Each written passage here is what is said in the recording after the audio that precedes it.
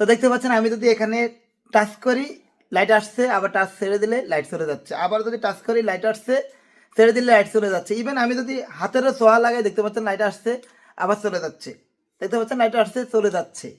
তো এখানে শুধুমাত্র এই না, আমি যদি এই লাইনটা লাগাই রেখে এখানে ভোল্টেজ বাড়াই বা কমাই, দেখতে পাচ্ছেন যদি ভোল্টেজ কমাই লাইট চলে যাচ্ছে, আবার যখন ভোল্টেজ বাড়াই লাইট আসছে। দেখেন আমি যখন ভোল্টেজ কমাই লাইট চলে যাচ্ছে, আবার ভোল্টেজ বাড়ালে লাইট আসছে। তো এই ফোনটা হচ্ছে লাইটিং সমস্যা।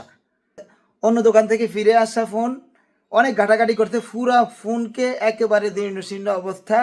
তো এই ফোনটার লাইটিং সমস্যা আমি কিভাবে সমাধান করি, কোথায় ভোল্টেজ দিয়েছি, কত ভোল্টেজ দিয়েছি, এই ধরনের লাইটিং সমস্যা আসলে কিভাবে বাইপাস করবেন, কিভাবে মডিফাই করে নেবেন, এই ধরনের ভিডিও আসছে।